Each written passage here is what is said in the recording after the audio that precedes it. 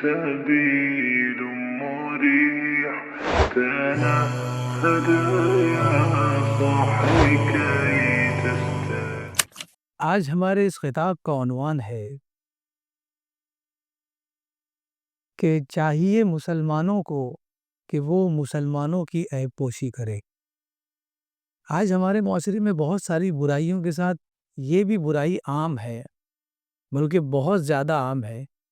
دیگر برائی کرنے میں کچھ ایفرٹ بھی لگتا ہے، لیکن اس برائی کو کرنے میں کوئی ایفرٹ نہیں لگتا، بلکہ فری آف چارج لوگ کرتے ہیں، اور وہ ہے لوگوں کی عیب جوئی کرنا، لوگوں کے گناہوں سے پردہ اٹھانا، لوگوں کے سامنے فضیحت کرنا۔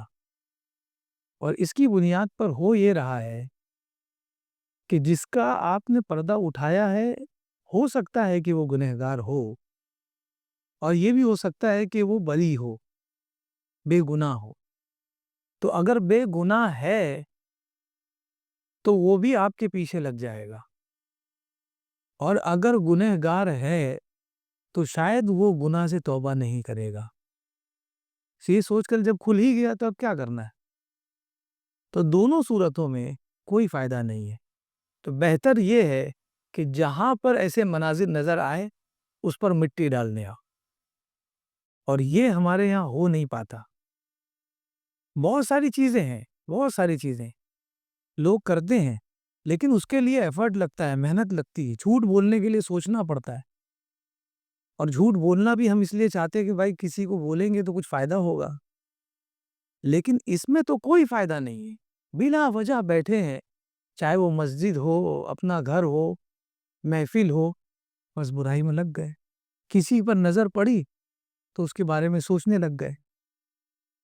تو اب آپ کتنے بھی نمازی ہو جائیں، وہ سرور نہیں پیدا ہو سکتا جو صحابہ کو نماز میں محسوس ہوتا تھا۔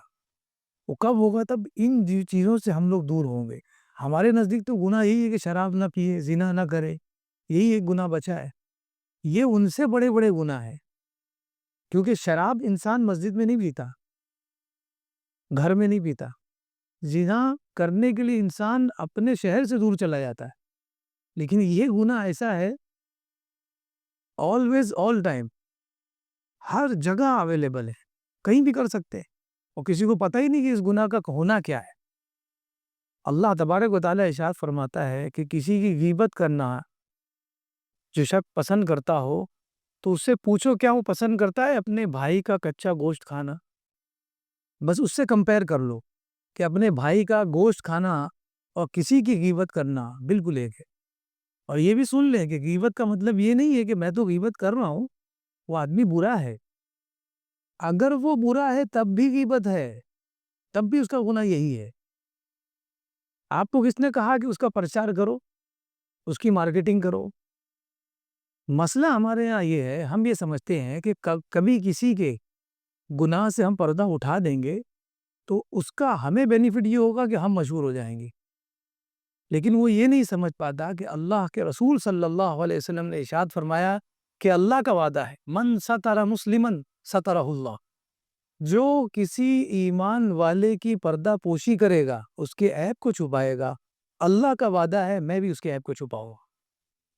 اب آپ ذرا سوچئے، آپ نے کسی کے عیب کو چھپایا، اور کسی نے یہ کہا کہ تم کسی کے عیب کو چھپاؤ گے تو میں گارنٹی دیتا ہوں تمہارے عیب کھلنے نہیں دوں گا۔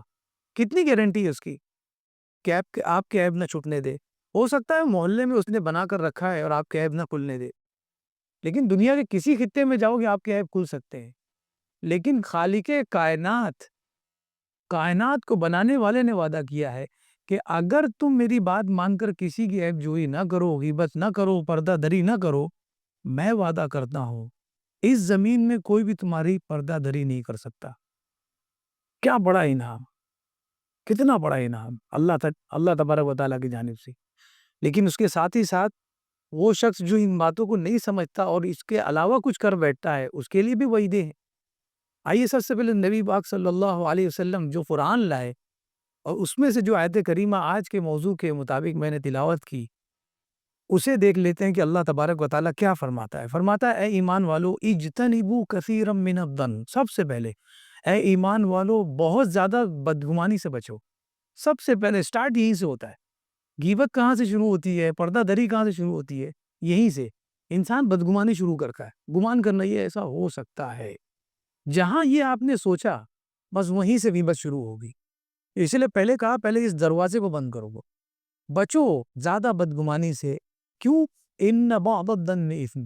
سارے بدگمان سارے گمان تو گناہ نہیں ہے، لیکن کچھ گمان گناہ ہے.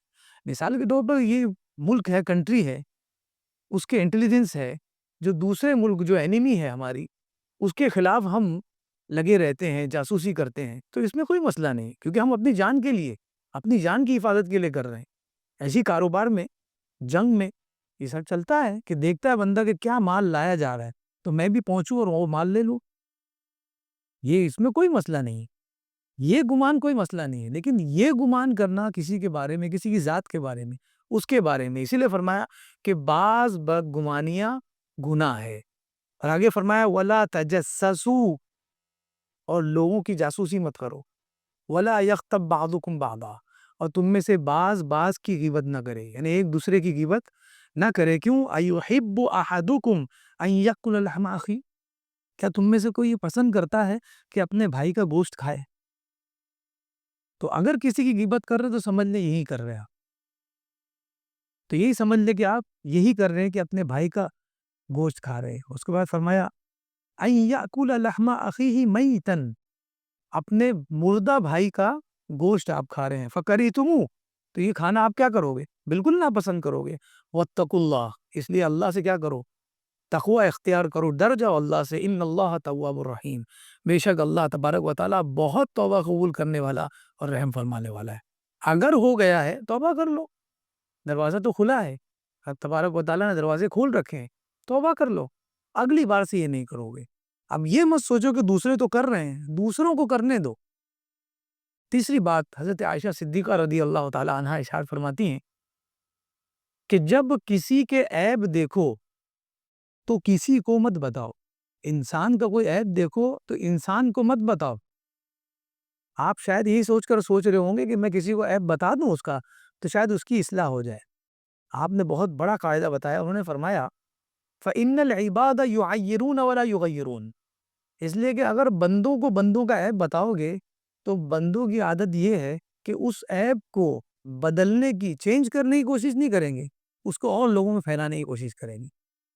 وہ جا کر اس کے پاس بیٹھیں گی نہیں کہ یار آپ کے اندر یہ برائی میں نے سنی ہے، میرے پڑوسی ہو، میرے کزن ہو، میرے دوست ہو، میرے کلاس میٹ ہو، میں نہیں چاہتا ہوں کہ میرے سے ریلیٹڈ کوئی انسان ایسا ہو، میں تمہاری بھلائی کے لیے آیا ہوں. نہیں، اب وہ پھر اور کسی کو بتائے گا. تو اس لیے کہا کہ انسان کا عیب کسی اور کو نہ بتائے، بلکہ کس کو بتائے؟ بتائے اللہ تبارک و تعالیٰ کو. اللہ تبارک و تعالیٰ کو، اس لیے کہ اللہ تبارک و تعالیٰ لوگوں کے عیب کشائی نہیں کرتا بلکہ عیبوں کو بدل دیتا ہے. إِلَّا مَن تَابَ وَآمَنَ وَعَمِلَ عَمَلًا صَالِحًا فَأُولَٰئِكَ يُبَدِّلُ اللَّهُ سَيِّئَاتِهِمْ حَسَنَاتٍ، وہ لوگ جنہوں نے توبہ کی، ایمان لایا، عمل صالح کی، توبہ، ایمان اور عمل صالح، نیک عمل کیا، اللہ تبارک و تعالیٰ فرماتا ہے اب میرا وعدہ سنو، یہ تین چیز اگر آپ نے کر لی میں ان کے گناہوں کو رکھوں گا نہیں، بدل دوں گا نیکی سے.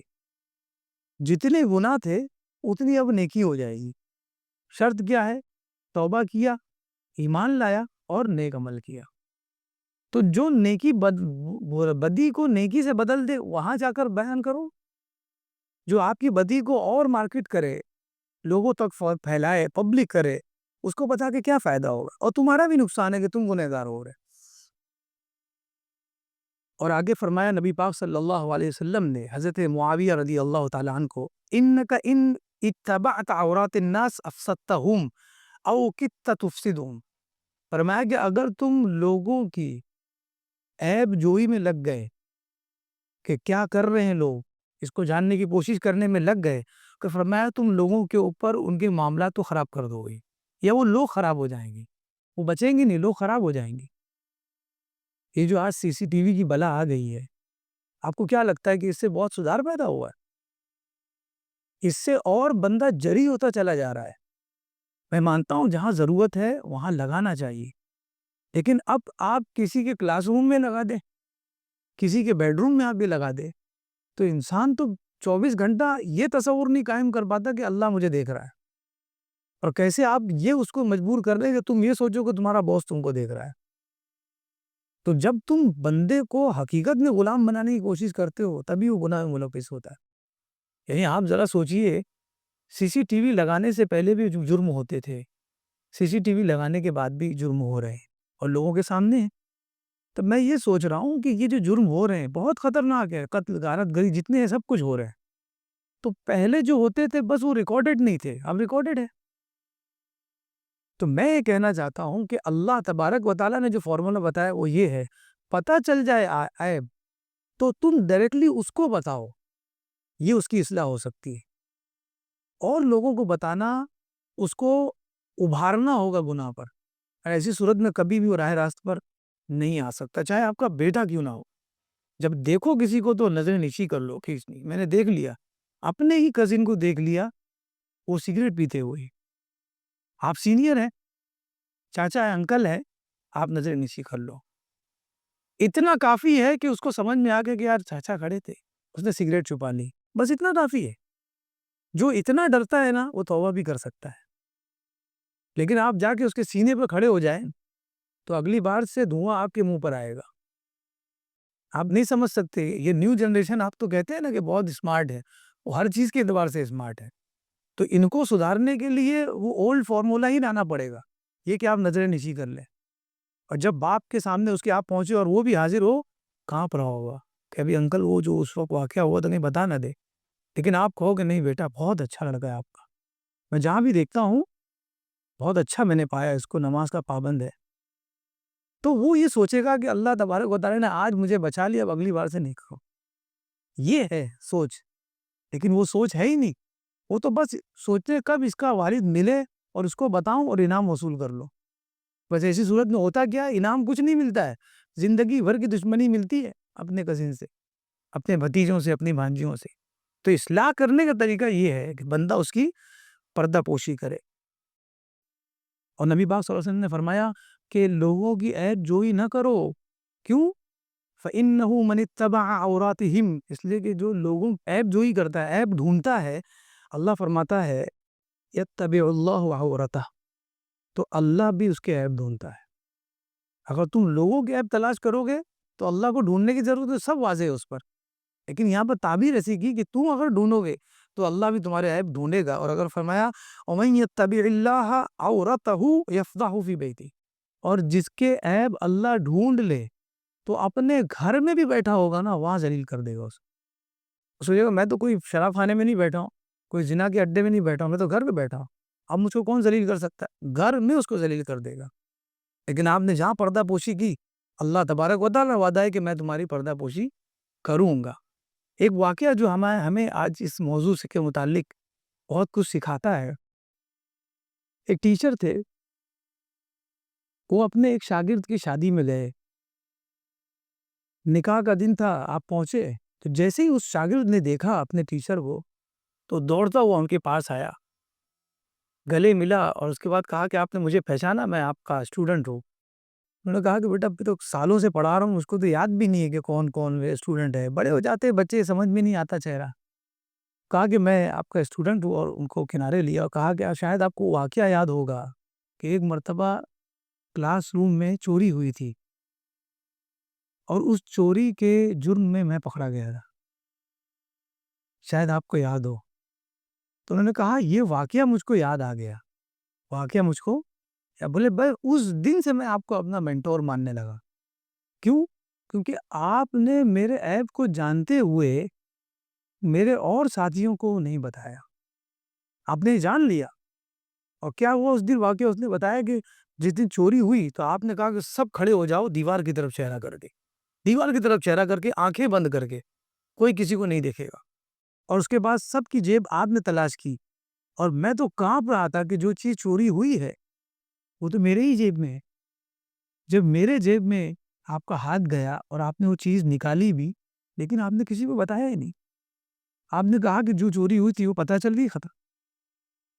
تو یہ تو مطلب آپ کا بڑا کرم ہوا، اور اس دن سے میں نے سچی توبہ کی کہ اب دوبارہ کبھی بھی یہ نہیں کروں گا۔ ورنہ آپ سوچو کتنا وہ چور تھا اس وقت، اب جا کر وہ اپ گریڈ ہو کر ڈاکو بنتا، لیکن ان کی اس عمل سے وہ انسان اتنا نیک بن گیا۔ تو وہ ہنسنے لگے اور انہوں نے کہا اصل میں جس دن یہ معاملہ ہوا تھا اور میں تلاشی لے رہا تھا آپ لوگوں کی، تو اس وقت میرے یہ ذہن میں آیا کہ اگر مجھے پتا چل گیا کہ میرے ان اسٹوڈنٹس میں سے کوئی ایک چور ہے تو میرے اوپر کیا بیتے گی، میں اس کو کیسے فیس کر پاؤں گا کہ میرا بچہ اور چور نکل گیا۔ اس لیے میں نے صرف آپ لوگوں کی آنکھیں نہیں بند کروائی تھی، میں نے اپنی بھی آنکھیں بند کر لی تھی، اور میں نے دیکھا ہی نہیں کہ کس کی جیب سے نکلا، یہ تو آج تم نے بتایا کہ میں تھا ہوں۔ تو پتہ یہ چلا کہ عیب جوئی کرنے کے لیے پہلے آنکھوں کو بند کرنا ہے۔ جو آدمی عیب جوئی کرتا ہے وہ آنکھیں کھلی رکھتا ہے، پہلے یہ کیمرہ بند کرو آپ۔ جب تک یہ بند نہیں ہوگی نا تب تک عیب جوئی سے آپ بچ ہی نہیں سکتے، کیونکہ آدمی برداشت نہیں کر پاتا، دکھا تو سوچتا ہے کہ یار یہ آخری ہے، اب اگلی بار نہیں بتاؤں گا، کیونکہ یہ بہت بڑا معاملہ ہے اور یہ بریکنگ نیوز ہو سکتا ہے۔ تو اس لیے پہلے آنکھوں کو بند کرے، عیب کی طرف دیکھے، نظروں کو نیچے کرے، تبھی آپ جا کر کسی کی عیب جوئی نہیں کر پائیں گے۔ ورنہ اگر آپ نے آنکھیں کھلی رکھی اور تلاش میں رہے، کبھی نہیں ہو سکتا کہ آپ اس گناہ سے بچ جائیں۔ تو اس گناہ سے بچنے کے لیے ضرورت ہے کہ اپنی آنکھوں کو تمام حرام چیزوں سے بچانے کے ساتھ ساتھ اس حرام چیز سے بھی بچائے کہ جب کسی کو دیکھے گناہ میں ملوث، تو اگر دیکھ لیا ہو تو اس کی اصلاح کے بارے میں سوچے، لیکن پردہ دری نہ کرے، اور اگر نہیں دیکھے تو سب سے بہترین کام آپ نے کیا۔ یا کوئی آپ کے پاس آگے کہتا ہے کہ فلاں ان کے بارے میں معلوم ہے، فلاں ان کو کہہ دو کہ مجھے معلوم بھی نہیں ہے اور معلوم بھی نہیں کرنا ہے۔ یہ نیکوں کی خاصیت ہوتی ہے۔ اللہ تبارک و تعالیٰ کی بارگاہ میں دعا ہے کہ ہمیں کہنے سننے سے زیادہ اس پر عمل کی توفیق عطا فرمائے، اور قرآن کو پڑھنے سمجھنے اور اس پر عمل کی توفیق عطا فرمائے، حدیث رسول صلی اللہ علیہ وسلم کو پڑھنے سننے اور اس پر عمل کرنے کی توفیق عطا فرمائے۔ وما علینا الا البلاغ المبین۔